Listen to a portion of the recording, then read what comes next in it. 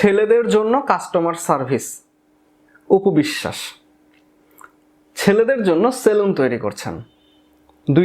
দুই রকম কথা না? ছেলেদেরকে সার্ভিস দিবে এটা একরকম কথা, ছেলেদের জন্য সেলুন তৈরি করছে এটা একরকম কথা। ভাই ব্রাদার, যে বা যারা ভিডিওটি দেখছেন বা পরবর্তীতে এসে যারা ভিডিওটি দেখবেন, তাদের সকলকে অনুরোধ করব ভিডিওতে একটা লাইক দিবেন।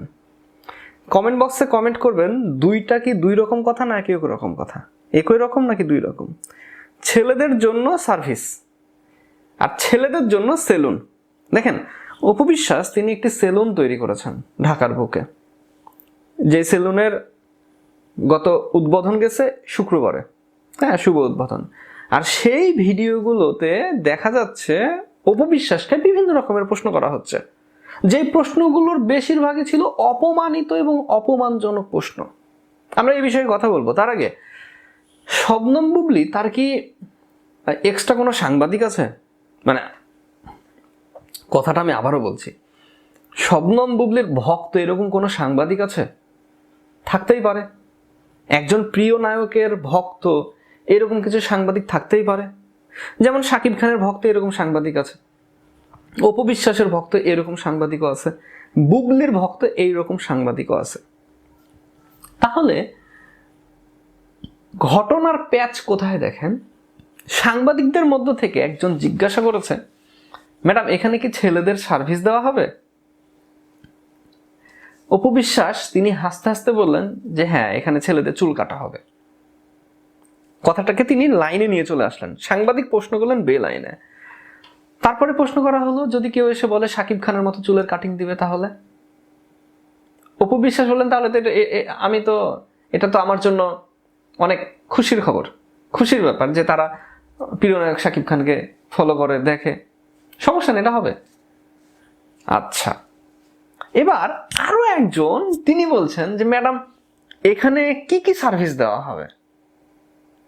হ্যাঁ, এটা হচ্ছে সেলুন, জেন্টস পার্লার এবং সেলুন। এখানে ছেলেদেরকে বডি ম্যাসাজ করা হবে, এখানে ছেলেদের শরীরের পশম রিমুভ করা হবে, হাতের নখগুলো পরিষ্কার করা হবে, পায়ের নখগুলো পরিষ্কার করা হবে। তারপরে হচ্ছে যদি কারো কোমরে পিঠে ব্যথা থাকে, যারা আর কি ওই যে স্পা সেন্টার যেটাকে বলে, আর ওইটার আড়ালেই তো ভাই যত রকমের প্রেম প্রীতির ঘটনা ঘটে যায়। তো মূলত এই ব্যবসাটাকে দর্শক এবং ভক্তরা কি নজরে দেখছেন, যে বা যারা লাইভ ভিডিওটি দেখছেন বর্তমানে, তাদের কাছে আমার প্রশ্ন, এই ব্যবসাটাকে দর্শক কি পজিটিভ ভাবে দেখবে? উপবিশ্বাস তিনি একজন বিজনেস মাইন্ডের, বিজনেস থিঙ্কিং, ব্যবসা নিয়েই তিনি সবসময় চলেন। তো তার এই ব্যবসায়িক প্ল্যান আমার কাছে মনে হচ্ছে এটা তার সম্মানহানি। এই ব্যবসা করতে গিয়ে তার সম্মানটা নষ্ট হয়ে যাবে। কেন? দেখেন, এই ধরনের জেন্টস পার্লার বা স্পা সেন্টার বা অল বডি ম্যাসেজ, এই ধরনের সেন্টারে এখানে তো শুধু সেলুন হয় না, সেলুনের বাইরে এই সকল সার্ভিসগুলো দেওয়া হয়। আর এই সার্ভিস সেন্টারে লেডি সার্ভিসম্যান থাকে, মেয়েদেরকে দিয়ে সার্ভিসগুলো দেওয়া হয়। সাপোজ ধরেন একজন মেয়ে আপনার শরীরকে টাচ করলো, মেশিন দিয়ে আপনার পিঠটাকে ম্যাসেজ করে দিচ্ছে বা হাত দিয়ে আপনার পিঠে তেল মালিশ করছে। Can you control? আপনি নিজেকে কন্ট্রোল করতে পারবেন? পসিবল? সম্ভব? কোনোভাবে সম্ভব কি? তাহলে যদি এই সেলুনে বা এই সেন্টারে যদি এখানে কোনো মেয়ে কর্মী থাকে, তাহলে এটা আজ হোক কাল হোক বা যে কোনো একদিন হোক উপবিশ্বাসের মান সম্মান নষ্ট করে ফেলবে এই বিজনেস। এবং আমার কাছে যেটা মনে হয়েছে, যে প্রোগ্রামটি আমি দেখলাম, এখানে আমার মনে হয়েছে যে হ্যাঁ, এই সেন্টারে এখানে লেডিস কর্মীগুলোই বেশি রয়েছে, আমি বয়েজ কর্মী পাই নাই, আমি দেখতে পাই নাই। আমি আমার জায়গা থেকে একজন ভক্ত হিসেবে অনুরোধ করব এবং রিকোয়েস্ট করব উপবিশ্বাস ম্যাডামকে, আপনি জীবনে অনেক মান সম্মান অর্জন করেছেন।